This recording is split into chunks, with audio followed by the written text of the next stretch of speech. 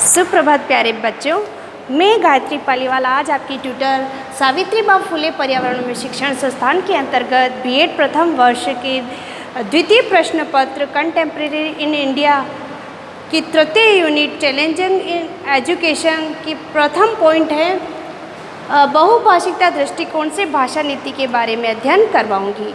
तो बच्चों, सबसे पहले मैं बताऊंगी कि भाषा नीति होती क्या है।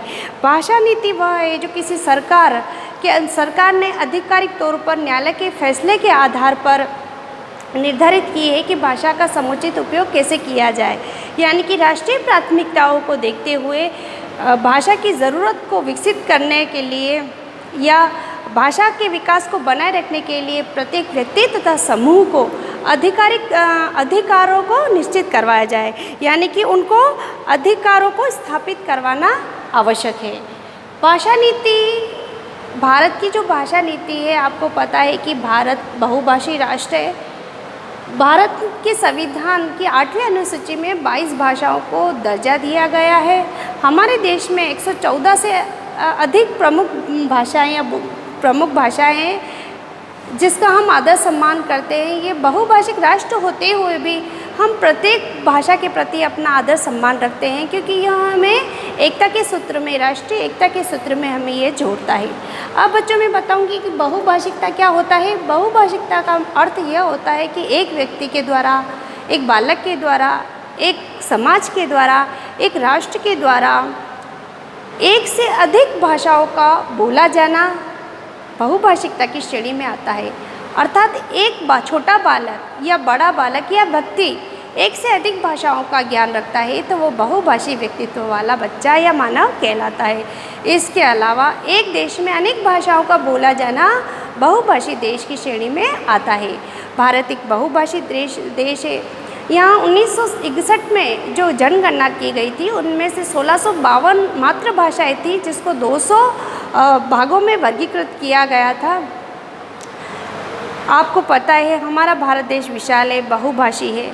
यहाँ पे जो साक्षरता दर है वह भी कम है। इसके अलावा भाषा शिक्षण की कोई समुचित व्यवस्था नहीं होने के बावजूद भी यहाँ पर जो बहुभाषिकता है वह संचार व्यवस्था का अनिवार्य अंग है, यानी कि जो संचार व्यवस्था जो होती है उसमें बहुभाषिकता का प्रथम स्थान है, यानी कि संचार व्यवस्था में बहुभाषिकता का ज़्यादा उपयोग लिया जाता है। अब ये संचार व्यवस्था कैसे होता है बच्चों? समाज के जो व्यक्ति होते हैं वह अपनी अपनी आवश्यकताओं के अनुरूप जो अपनी भाषाओं का उपयोग करते हैं, तो बहुभाषिकता का सहज एवं प्राकृतिक विकास होता रहता है। हमारा जो देश है वह व्यक्तिपरक बहुभाषी नहीं है, बल्कि समुदाय परक बहुभाषी देश है। समुदाय यानी कि समुदाय के लोग एक से अधिक भाषाओं का प्रयोग अपने दैनिक आचरण में करते हैं, अपने जीवन में करते हैं, तो बहुभाषिक समुदाय परक बहुभाषिकता का विकास होता है। अतः समुदाय परक बहुभाषिकता एक बहुभाषी राष्ट्र का अनिवार्य अंग है। बहुभाषिकता हमारे लिए कोई समस्या नहीं है, जबकि पिछड़े जो पाश्चात्य देश है उनका मत है कि यहाँ की जो बहुभाषिकता है वह इन भारतीयों के लिए समस्या होगी, लेकिन हमारे लिए कोई समस्या नहीं है, बल्कि हमारे लिए एक संसाधन का कार्य करता है। अतः हिंदी प्रदेश में बहुभाषिकता एक शक्ति का रूप है, एक संसाधन का रूप है। जैसे आपने देखा है कि बिहार में पारिवारिक संदर्भ में लोग संथाली भाषा का उपयोग करते हैं, लेकिन जब वो पारिवारिक दायरे से बाहर निकलते हैं तो वो मैथिली, मगही और भोजपुरी का प्रयोग करते हैं। यहाँ के जो किसान हैं वह अलग अलग क्षेत्रों में हैं, अलग अलग भाषाओं को बोलते हैं, लेकिन जब मिलते हैं तो वो एक दूसरे की भावनाओं को समझ लेते हैं। तो यह बहुभाषिकता का विकास ही है। भाषा क्या है? भाषा आपको पता है दूसरों के भावों और विचारों को समझने या अपने भावों या विचारों को दूसरों को प्रदान करने या दूसरों के भावों विचारों को स्वयं समझने की एक शक्ति है, संप्रेषण का माध्यम है। तो बहुभाषिकता हमारे लिए क्या हुई बच्चों? एक संसाधन के रूप में है और हमारे लिए कोई समस्या नहीं है। तो जो बहुभाषिकता के संबंध में, भाषा के विकास के संबंध में जो नीतियाँ बनी हैं उसमें सबसे प्रमुख होता है शिक्षा की राष्ट्रीय शिक्षा नीति 1968।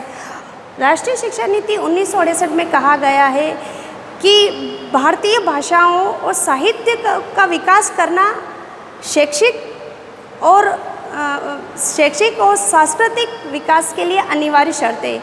यानी कि भाषाएं, भारतीय भाषाएं जो बहुभाषिकता का अनिवार्य अंग है, तो इसका और साहित्य का विकास करेंगे तभी जाके हमारी शिक्षा में सुधार होगा और हमारी संस्कृति में सुधार होगा। क्यों? क्योंकि इसके द्वारा हमारी सृजनात्मक शक्ति क्रियाशील बनाई जाती है और शिक्षा के सभी स्तरों में भी सुधार होगा। इसके अलावा जन साधारण तक की शिक्षा पहुंच पाएगी। तो जो प्राथमिक और माध्यमिक कक्षाओं में आज भी वो जो प्रादेशिक भाषा है उसको माध्यम के रूप में व्यवहृत किया जा रहा है। इसके अलावा जो माध्यमिक स्तर पर त्रिभाषा सूत्र का प्रयोग करना चाहिए, यानी कि माध्यमिक स्तर के जो बच्चे हैं वो त्रिभाषा का उपयोग करें। इसके अलावा जो राष्ट्रीय शिक्षा नीति 1986 है, तो उसमें उन्होंने कहा था कि जो शिक्षा की राष्ट्रीय नीति 1968 बनी थी, तो उसमें भाषा विकास के लिए जो बातें कही गई थी, तो इस नीति में कहा गया था कि इसका शीघ्रता से क्रियान्वयन होना चाहिए, यानी तेज़ी से उसमें सुधार होना चाहिए और उस नीति को शीघ्रता से लागू की जानी चाहिए।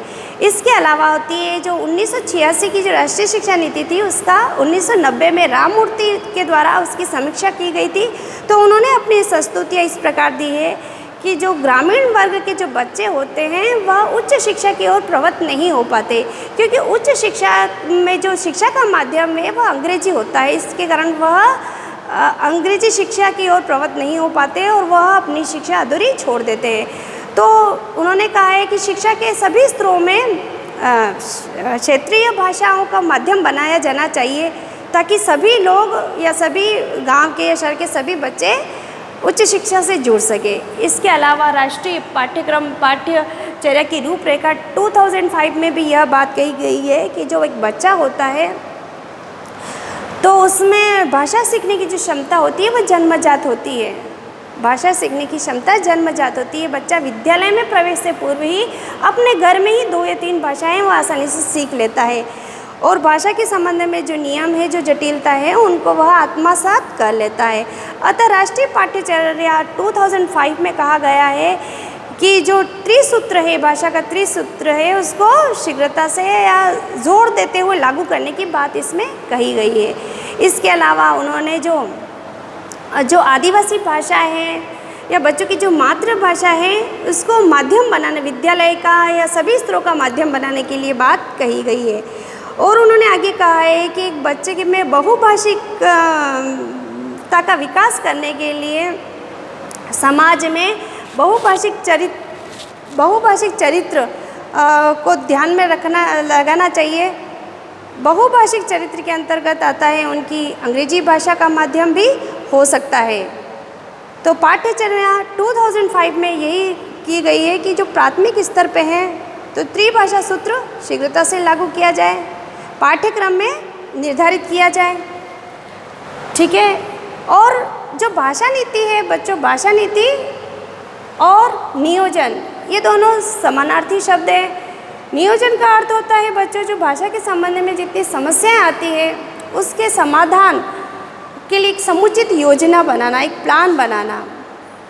इसके अलावा जैसे बहुभाषी देश या राष्ट्र या समाज के व्यक्तियों के लिए एक राजभाषा या राष्ट्रभाषा निश्चित करना जो एकता के सूत्र में उन्हें बांध सके। इसके अलावा अभिव्यक्ति कौशल, अभिव्यक्ति क्षमता बनाए रखने के लिए या भाषा में मानकीकरण के लिए भी नियोजन में रखा जाता है। तो जो समस्याएं होती है नियोजन, जैसे त्रिभाषा सूत्र मैंने आपको बताया था, यह नियोजन का ही एक भाग है। त्रिभाषा सूत्र बनाए गए नियोजन का ही भाग है जो भाषा नीति में लागू किया गया था। भाषा नीति और नियोजन समानार्थी शब्द होने के कारण जो भाषा से संबंधित समस्याएं होती है उसको रखा जाता है कि भाषाई समस्या की प्रकृति क्या है, यानी जो समस्याओं की प्रकृति के आधार पर ही नीति बनाई जाती है। और ये समस्या समाधान एक उद्देश्योन्मुख प्रक्रिया होनी चाहिए, यानी कि कोई समस्या है अगर वह उद्देश्योन्मुख नहीं होगी तो वह नियोजन या नीति का निर्धारण उसमें नहीं हो सकेगा। आज के लिए इतना ही, अगली वीडियो में मिलते हैं। धन्यवाद।